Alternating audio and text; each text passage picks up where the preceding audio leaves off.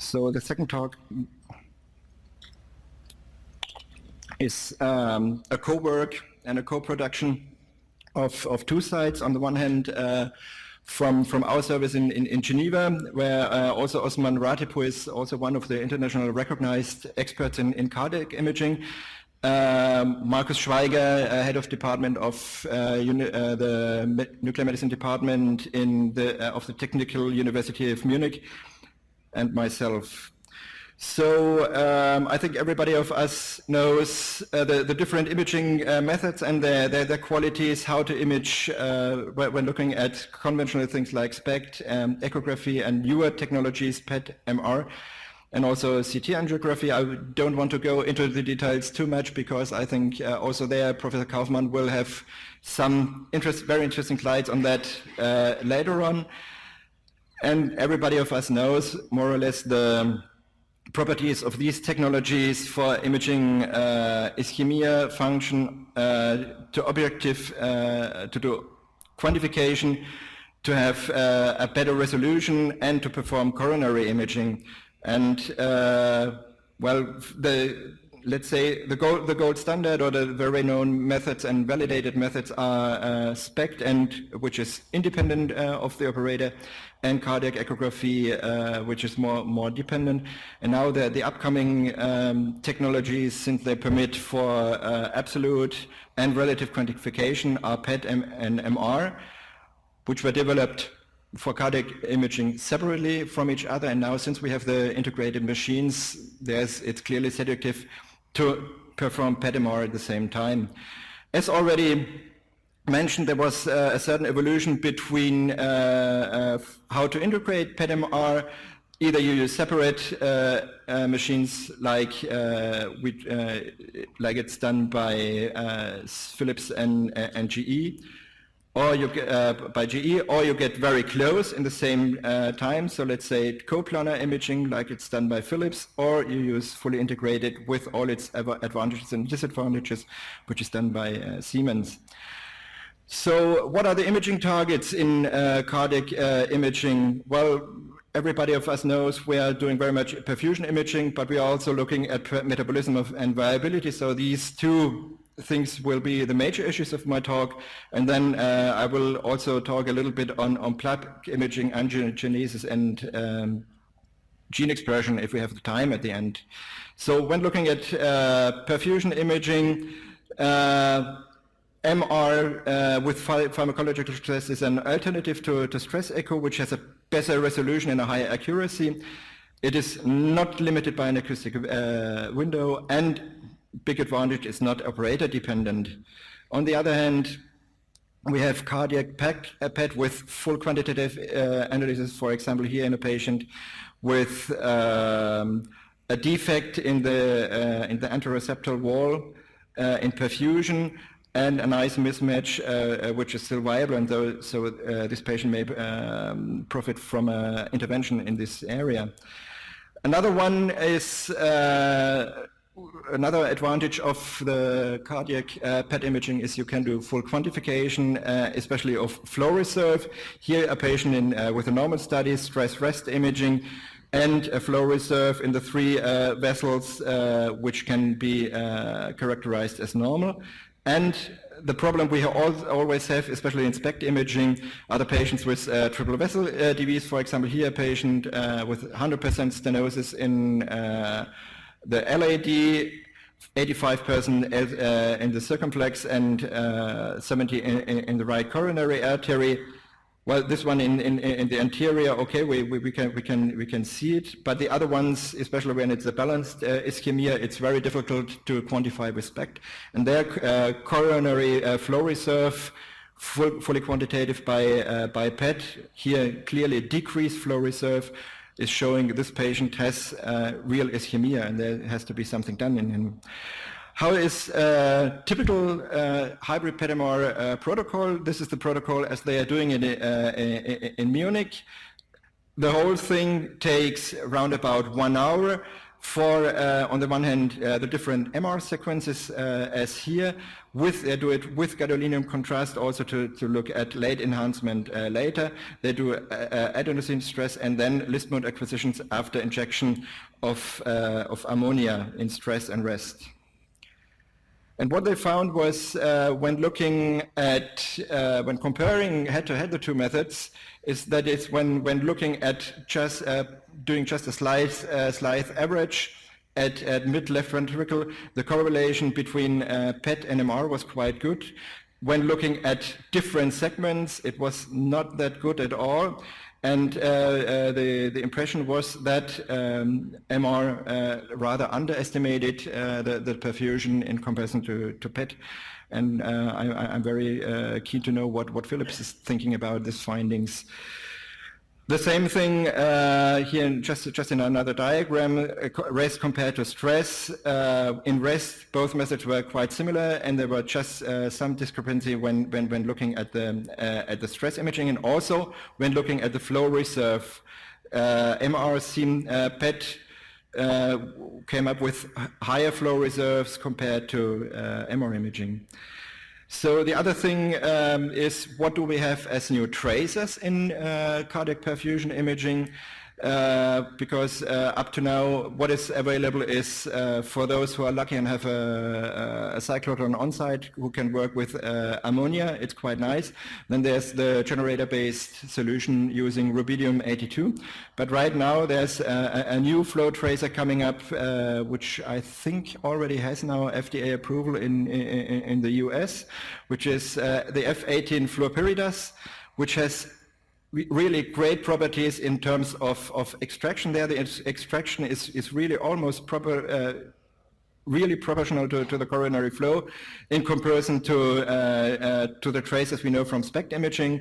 Here, thallium, and here, MIBI. So you really have objective quantification possibility using this new tracer based on F18. So let's look a little bit on metabolism and viability. Why is it important? Because if a coronary area is viable or not will decide whether the patient will go on with conservative treatment or versus coronary let's say replacement, or even in severe cases to heart transplantation.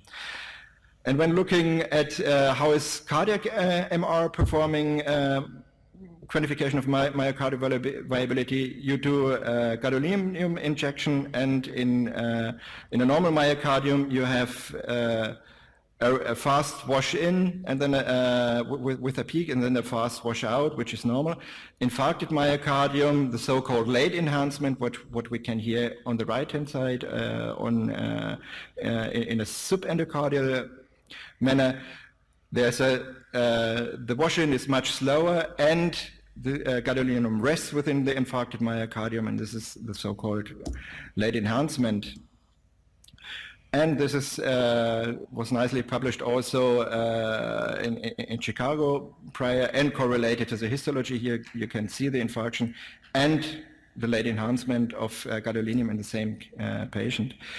When looking at perfusion, and once again, one patient who has a perfusion defect in the inferoseptal region, function thickening a little bit compromised, and delayed enhancement, which is in favor of an infarction. However, another patient also with late enhancement on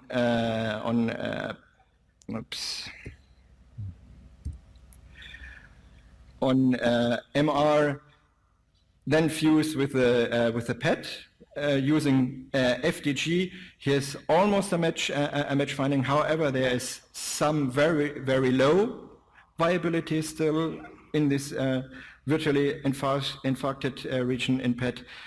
One other patient, which was a very interesting finding for us, was this patient with very probable anterolateral scar. However, when looking more precisely, we have this late enhancement in the apical region, however, rather very much viability. So there was a false positive of MR, and we found very good viability in this region. I think also Philip might comment on that later on.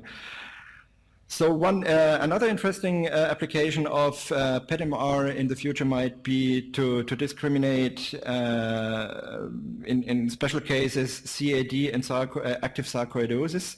Here, a case of a 50-year-old female with known pulmonary sarcoidosis, known coronary artery disease, and dyspnea on exertion. So we didn't know, is this dyspnea related to sarcoidosis or is it related to active CAD? So stress-dependent ischemia. We performed first thallium SPECT, which found a fixed anteroapical defect, but we didn't know where to correlate it. MR showed same findings with late enhancement in this region, subendocardial gadolinium enhancement in this region. And however, PET did only show a very, very slight uptake. Well, was the question, is this rather inflammatory or rather hibernating myocardium? When doing the overlay, we found active pulmonary sarcoidosis, but not sarcoidosis in the lung. So active pulmonary sarcoidosis, in this case, no evidence of cardiac sarcoidosis, and CAD with anterior non-transmural scar. So we can skip this. How is our acquisition protocol when looking at the FDG? And what we are doing is we inject FDG in a low carbohydrate diet. Then set up, the patient will be positioned on the machine. The machine is calibrated. Then we do all the MR different sequences. Then we do and PET. Afterwards, we are doing MR perfusion imaging, gadolinium rest perfusion, gadolinium.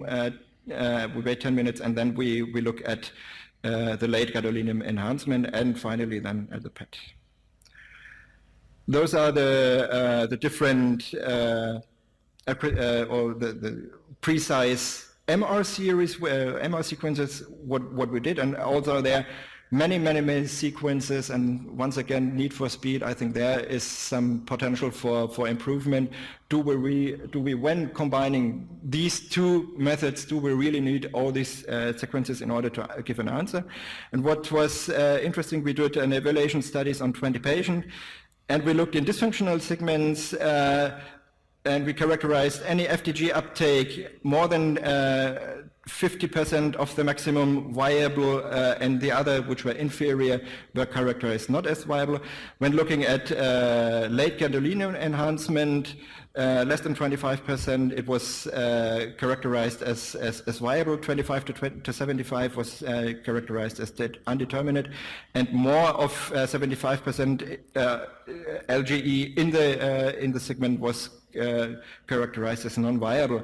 And when looking at the comparing PET and MR in these different settings, looking at 68 segments with akinetic cine MR, red is always viability in PET, in FDG PET, and blue is always viability in, red is scar, blue is viable tissue in PET, and using the two methods we could decrease significantly the number of undefined, but however when looking at undefined, coronary MR undefined in PET non-viable regions, however there was significant numbers of undefined in MR.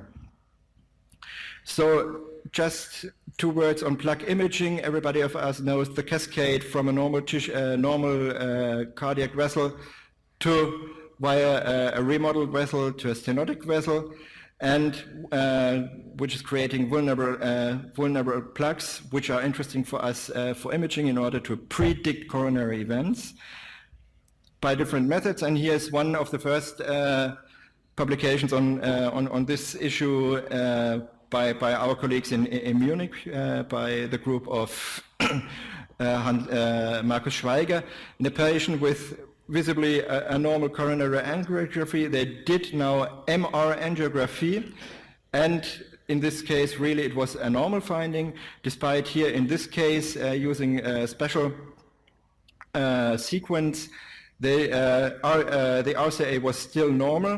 However, when using a DE-MRI sequence, they could show that there was vessel wall abnormality. And when fusing the same thing then with FDG PET, also there was FDG activity in this region, clearly showing inflammatory activity and predicting for a possible coronary event later on. Some words on angiogenesis markers. There, also here, the cascade, you have myocardial ischemic injury, then angiogenesis is started, collagen is built, cell activation is done, and there those activated cells are expressing integrins, and that is, integrin are the targets for the imaging of myocardial repair. What they did also, this was from the Munich group, they induced in mice by the ligation of the left coronary artery, they induced a myocardial infarct and did analysis for clearly in histology and also in with integrin imaging. Here, one very nice of these cases, with here the scar in the apical region. When looking at the perfusion with ammonia PET, you can see here the scar, and when using RGD as an integrin marker, you can see the induced cell repair. So there are still viable cells which can be repaired, and this might also be a prognostic factor doing this imaging. Finally, some words on gene expression. This is quite very complicated there. We're just at the beginning when using intra-coronary cardiosphere-derived cell transplantation. Just some images on that, which were published in the Lancet with here one case with late gadolinium enhancement in this case, and then their work using for MR iron particles to emerge that, and on the other hand, which are transported partial with natrium iodide, iron particles, and using iodine 124 traces, which is included into the cell by the natrium iodide symporter, what we all know, into the donor cells, and then we can image the integration of these transplanted cells in hard tissue, as we can see here, how it got there at the beginning and then as it's going out slowly. So in conclusion, multimodality imaging provides very attractive tools for translational research on the one hand. Hybrid PET-MR can consolidate the diagnostic finds of both modalities and thus reduce uncertainty, as it was also in PET-CT in oncology. Quantitative data analysis will really bring a refinement of already established parameters such as coronary flow reserve, SUV measurements, and others. Molecular imaging represents a great opportunity to address important therapeutic targets such as plug stability and ventricular remodeling, which has important prognostic impact. And numerous molecular traces are just now being developed, but they require still regulatory acceptance and clinical validation, and they were just at the beginning. With that, I'd like to acknowledge on one hand Professor Ratib from Geneva and Professor Schweiger from Munich. And with that, I'd like to thank you for your attention once again.